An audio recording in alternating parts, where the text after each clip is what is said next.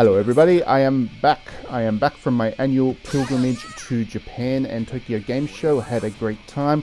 Got stuck in a typhoon. It actually went right through my area, that typhoon, that killer one that hit recently. And we were very lucky that our house didn't wash away actually. There were areas very close to us that did flood. But yes, luckily my house is still there and didn't have any adverse effects whatsoever. I was one of the very lucky ones. So I do count my lucky stars for that and hope that the rest of Japan recovers very fast because it was not fun at all. But I am back, like I said, and I am immediately catching back up with the games that I've been missing while I've been away. And thank you very much to everybody who watches this channel for your patience while I haven't been able to update it with videos about new games and things. But hopefully this video is the start and I will definitely make it up to you from here. So this is Conception. Conception got a remaster, or has a remaster coming out soon, and I've been able to play it. This video that you're seeing is of my very first impressions. I've played about 3 hours to date. I have a big weekend of playing this thing ahead of me. But I am very familiar with Conception. I played the sequel an awful lot on the PlayStation Vita. It's actually one of my favourite games, I think, on that console. I really did enjoy that. I do enjoy what Chunsoft has done with this series, and while I hadn't played the original Conception before this, it is very similar to Conception 2, so I feel pretty confident that I know what I'm doing when I talk about this game, because it is a game that's worth talking about. Putting the premise aside, it is actually a lot smarter than I think a lot of people would give it credit for, and that's not talking just about the gameplay either. The narrative is actually quite smart, which is what this video will delve into a bit, why I think this game is a pretty standout example of a satirical themed JRPG. So one of the interesting things about Japan at the moment, or what's going on in the country, is that it has a plummeting birth rate and a very rapidly aging population, and the statistics really show that, with young people basically not getting into relationships at all, and certainly not having any kind of sexual relationships.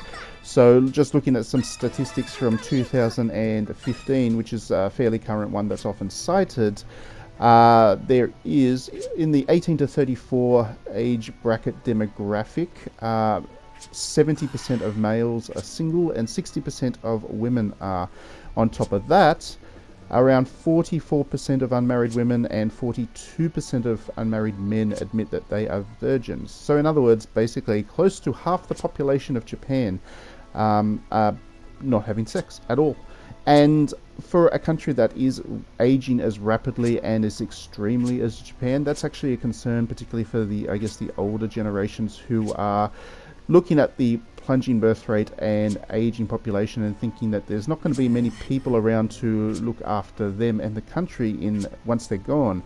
So as a result of that, there is a definite trend in Japan to encourage people to go and find relationships and have children for the good of the country. There's almost a nationalist tone creeping into the way that politicians and certain other kind of public figures are talking about what young people in Japan should be doing. And that is a lead-in to Conception, because Conception, my read on it anyway, my interpretation of this game, is that it is largely a satire of that attitude and that, I guess, nationalist fervour that's starting to creep into the discussion around reproduction in Japan. So in Conception you play as God's Gift, which is a very on-the-nose title, but it is what it is. God's Gift is a boy that's been drawn into this world that is under extreme threat from demons and things that are emerging out of dungeons, and the only way to stop them is to delve into those dungeons, defeat the bosses, and restore an equilibrium to the world. The way he has to do that is to interact with 12 star maidens. These are all women, very pretty women, and he needs to build relationships with them, and in doing so he becomes capable of classmating with them, which is again on the nose. There's an awful lot of on the nose humor in this game, and it's quite clear what it's referencing to.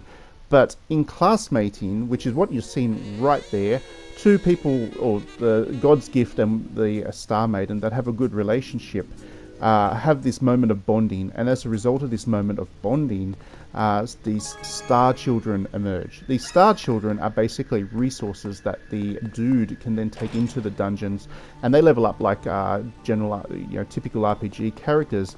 Each individual one is weak, but you can take up to 12 into a dungeon with you, and in using those in classmating with the maidens to get certain types of star children, and then building groups of 4 at a time of these star children so that they all have complementary skills, you end up with a very strong battle party which you can then use to defeat these enemies. Now, the star children have a very limited leveling up. They can only get up to a certain level before they need to be retired. Once they're retired, they become a resource which helps to build up the town, giving you access to better items and all of that kind of stuff in the shops. So this is all very... It's on the nose, but this is also very on the nose kind of commentary about the way that the Japanese kind of public figures are talking about children almost like a resource for the good of the nation. So you can give the star children names, you can give them equipment, and you can customize them in that way. But because you go through so many of them, and because you're constantly retiring them, and once they're retired, they're no longer present in the game, you're really encouraged not to give them names. It's really hard to keep coming up with new names and to really kind of care about them, which is kind of the point.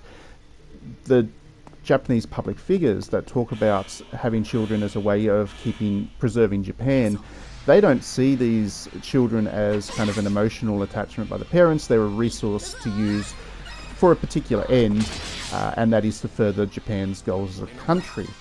And that is really what this game is also satirizing. It's not a serious game by any means, and on top of the kind of the social commentary that's in there, it's a funny game from end to end. It's got perverted characters, it's got ridiculous situations, you get to know all of the star maidens, and each of them is kind of ridiculous in their own way. They're all caricatures, they're all really kind of exaggerated character types.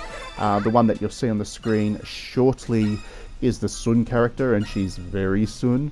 As you get to know them, you get to find out they're not terrible characters by any means, but they are still built with a kind of a sense of satire first.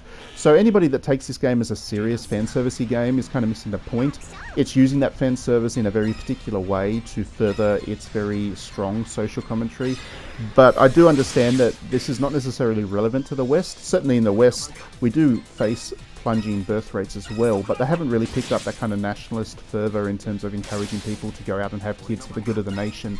That's not something that we've really had to deal with in our public discourse as yet. It's going to be annoying when it happens. It will happen eventually, no doubt, but for now it's not. So this game is one of those odd games that, even though it's localised, it seems a little bit strange that it has been localised, because it's quite specific in terms of the story, the themes that it's telling. They don't necessarily cross over, and they're not necessarily understandable to a Western audience. That being said, I am very, very happy that these games do get localized, because I really do enjoy them. As you might have kind of guessed from the layout of the dungeons, from those snips and the clips that you've seen, this is a roguelike. Each of the dungeon levels is randomized every time you go into it. Traps are randomized, enemies are randomized, all that kind of stuff. It's a very standard kind of roguelike. The combat system is really interesting because enemies can come at you from different angles, and you need to move your units around into different positions to hit weak spots and stuff. So even though it is very menu-driven turn-based, there's that kind of dynamic sense about movement in the combat system, which I find really appealing. It's a little bit grindy, as pretty much every roguelike ever made is, and there's certainly these kind of difficulty spikes that really force you to go in and grind away to get experience levels, or to kind of get the right mix of star children to take on the bosses and stuff. The first time I played this game, I actually lost to the very first boss because I did some very stupid things, and that's typical again from a roguelike. I can't remember if there's a difficulty option. I don't believe there is. I think that this is just generally a fairly difficult kind of old school approach to RPG gameplay, which is appealing. Again, I'm a big fan of roguelikes, as you might have guessed from the other videos that I've done on this YouTube channel. I love the genre, and this is one of those standout ones that I have found really appealing, and I keep thinking about.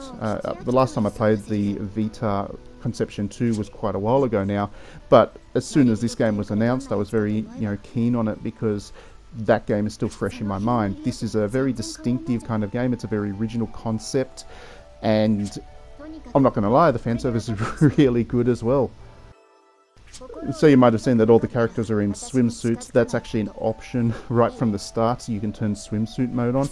If you turn swimsuit mode on, in all these kind of interactions with the characters, they are wearing their swimsuits. You can turn that off, of course, if you want as well, and they wear normal costumes, although the fan service doesn't really get that much less anyway, so you might as well turn them on. Kudos to Chunsoft for not making that DLC. That's a nice touch.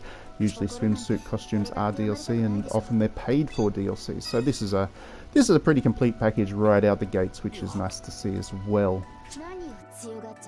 There is dual audio, I believe. I can't remember if I turned it on or not. Certainly I've got the Japanese voice track on, but I'm pretty sure, 99.99% sure, that there's an English audio track as well. And yeah, this game is really great out of the box. It makes jokes about one of the characters being pregnant within like 2 seconds of the game starting. So you know what you're getting into when you play this. And yeah, it's probably not going to sell billions of copies, but it is one of those very niche games that, if you're a fan of fan service and all that stuff, you're probably going to play it anyway, and you'll realise that there's more to it than just the fan service pretty quickly.